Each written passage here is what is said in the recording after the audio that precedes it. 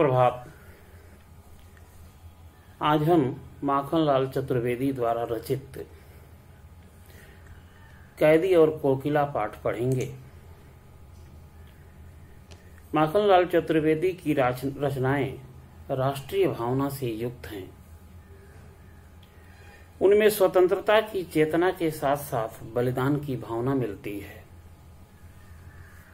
इसी भावना से ओतप्रोत यह कैदी और कोकिला कविता है, जिसमें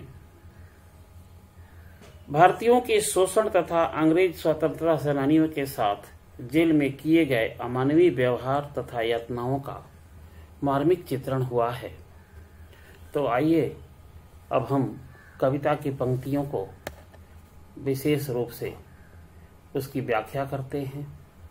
क्या गाती हो, क्यों रह रह जाती हो, कोकिल बोलो तो। क्या लाती हो, संदेशा किसका है, कोकिल बोलो तो। जेल में बंद एक कैदी जब कोयल को गाते हुए सुनता है तो उसे पूछता है, तुम क्या गा रही हो और तुम बीच बीच में चुप क्यों हो जाती हो। कोयल, क्या तुम मेरे लिए कोई संदेश लेकर आई हो और तुम्हारे पास कोई संदेशा हो तो किसका है, तुम ये कहते कहते चुप क्यों हो जाती हो। ऊंची ऊंची ऊंची काली दीवारों के घेरे में, डाकू चोरों बटमारों के डेरे में, जीने को देते नहीं पेट भर खाना, मरने भी देते नहीं तड़प रह जाना। इन पंक्तियों में कवि जेल के माहौल का वर्णन करते हुए कहते हैं, जेल के अंदर अंधकार में काली और ऊंची दीवारों के बीच उन्हें डाकू चोरों तथा उचक्कों के साथ रहना पड़ रहा है। जेल में भरपेट भोजन भी नहीं नसीब नहीं होता है। उनको वहां मरने भी नहीं दिया जा रहा है। उन्हें तड़प तड़प को कर जीवित रखा जा रहा है। ऐसी स्थिति है जेल की। जीवन पर अब दिन रात कड़ा पहरा है, शासन है या तम का प्रभाव गहरा है। हिमकर निराश कर चला रात भी काली, इस समय कालिमा मई जगी क्यों वाली। उनकी स्वतंत्रता पूरी तरह से छीन ली गई है और उनके ऊपर रात दिन कड़ा पहरा लगा होता है। ऐसा लगता है जैसे शासन में नहीं बल्कि आकाश में भी घोर अंधकार रूपी निराशा है। रात इतनी बीत चुकी है कि अब चांद भी निराश करके जा चुका है। ऐसे में कवि कोयल से पूछते हैं, तू इतनी रात को क्यों जाग रही है। क्यों हुक पड़ी वेदना बोझ वाली सी, कोकिल बोलो तो। क्या लूटा मृदु वैभव की रखवाली सी, कोकिल बोलो तो। कवि इस कविता में बताना चाहते हैं कि कवि को कोयल की आवाज में मधुर ध्वनि से बजाय वेदना का स्वर सुनाई पड़ रहा है। कवि कोयल से पूछ रहे हैं कि बोलो तो, तुम्हारा क्या लूट गया है। कोयल की आवाज तो इतनी मीठी होती है कि उसे सुनकर सबका मन प्रसन्न हो जाता है, लेकिन आज उसकी आवाज में दुख और वेदना की अनुभूति हो रही है। क्या हुई बावली अर्धरात्रि को चीखी, कोकिल बोलो तो। किस दावानल की ज्वालाएं हैं दिखी, कोकिल बोलो तो। इस कविता में कवि ये बताना चाहते हैं कि कवि को कोयल का इस तरह आधी रात में चीखना बड़ा ही अस्वाभाविक लगता है और इसी वजह से वो कोयल को बावली कहते हुए उससे पूछ रहे हैं कि तुम्हें क्या हुआ है। तुम इस तरह से आधी रात में क्यों चीख रही हो। क्या तुमने जंगल में लगी हुई भयानक आग देख ली है। क्या देख न सकती जंजीरों का गहना, हथकड़ियां क्यों या ब्रिटिश राज का गहना। कोल्ही का चरक क्यों, जीवन की तान, गिट्टी की उंगलियों में लिखे गान। कभी कहते हैं, क्या तुम हमें जंजीरों और हथकड़ियों में बंधे नहीं देख सकती हो जो इस तरह चीख पड़ी हो। यह तो अंग्रेजी सरकार द्वारा हमें दिया गया गाना है। चलने की आवाज अब उनके जीवन का गान बन गई है। और दिन भर पत्थर तोड़ते तोड़ते हुए उन पत्थरों में उंगलियों से भारत की स्वतंत्रता के गान लिख रहे हैं।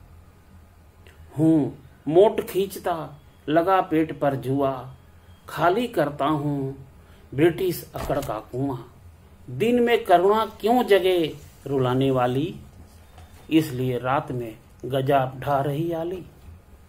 कवि कहते हैं वे अपने पेट में रस्सी बांधकर मोट खींचकर ब्रिटिश सरकार की अकड़ का कुआं खाली कर रहे हैं।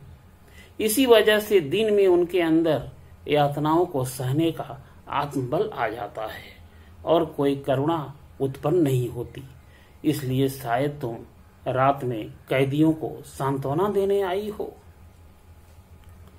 इस शांत समय में अंधकार को बेद रो रही क्यों हो, कोकिल बोलो तो। चुपचाप मधुर विद्रोह बीज इस भांति बो रही क्यों हो, कोकिल बोलो तो। कवि इस पंक्ति में इस पद्यांश के द्वारा बताना चाहते हैं कि रात्रि के इस शांत समय में अंधेरे को चीरते हुए तुम इस तरह क्यों रो रही हो। क्या तुम चुपचाप हमारे अंदर अंग्रेजी सरकार के खिलाफ विद्रोह के बीज बोना चाहती हो।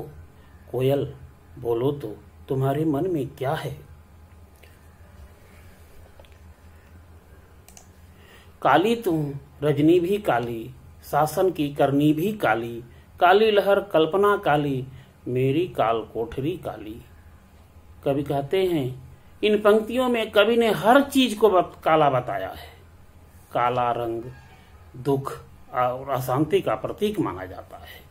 कवि कहते हैं कोयल तुम और ये रात दोनों ही काले हैं। अंग्रेजी सरकार की करतूत भी काली है, यह जेल की चारदीवारी भी काली है और यहाँ जो हवा चल रही है वह भी काली है। टोपी काली, कमली काली, मेरी लौ श्रृंखला काली, पहरे की हुक्ती की ब्याली, तीस पर है गाली ए आली। कवि कहते हैं मैंने जो टोपी पहनी है और जो कंबल मैं ओढ़ता हूँ वह भी काला है। ये जो लोहे की जंजीर पहन रखी है वह भी काली है। और हमारे ऊपर दिन भर नजर रखने वाले पहरेदारों की बात और यातनाएं हमें गाली के समान लगती है, जो किसी काले सांप की भांति हमें डसने को दौड़ती है। इस काले संकट सागर पर मरने की मदमाती, कोकिल बोलो तो अपने चमकीले गीतों को क्यों कर हो तैराती, कोकिल बोलो तो। इस पंक्ति में के द्वारा इस पद्यांश के द्वारा कवि बताना चाहते हैं कि कोयल तुम आजाद हो, फिर भी अपनी मधुर आवाज में अंधेरी काली रात में और इस काली जेल की विपरीत परिस्थिति में क्यों आजादी की भावना जगाने वाले गीत गा रही हो। कवि को लगता है कि कोयल ने अपनी जान देने की ठान ली है। तुझे मिली हरियाली डाली, मुझे नसीब कोठरी काली, तेरा नभ भर में संचार, मेरा 10 फुट का संसार। कवि बताना चाहते हैं कि इन पंक्तियों में कि स्वतंत्र कोयल एवं कैदी के जीवन में अंतर क्या है। कवि कहते हैं कि कोयल तुझे उड़ने के लिए पूरा आसमान मिला है, तू कितनी भी डाली में बैठने के लिए, किसी भी डाली पर बैठने के लिए स्वतंत्र है। वहीं की कैदी को काली कोठरी की 10 फुट की छोटी सी संसार मिली हुई है। तेरे गीत कहावे बाह, रोना भी है मुझे गुनाह, देख विषमता तेरी मेरी, बजा रही तिस पर रणभेरी। कोयल की मधुर आवाज में उसके गान को सुनकर सब लोग वाह वाह करते हैं और वहीं पर एक कैदी के लिए रोना भी मना है। इस प्रकार कैदी और कोयल की परिस्थिति में जमीन आसमान का फर्क है, फिर भी कोयल युद्ध का संगीत क्यों बजा रही है। यह इस मुक्ति पर अपनी कृति से और कहो क्या कर दूं, कोकिल बोलो तो। मोहन के व्रत पर प्राणों का आसव किसमें भर दूं, कोकिल बोलो तो।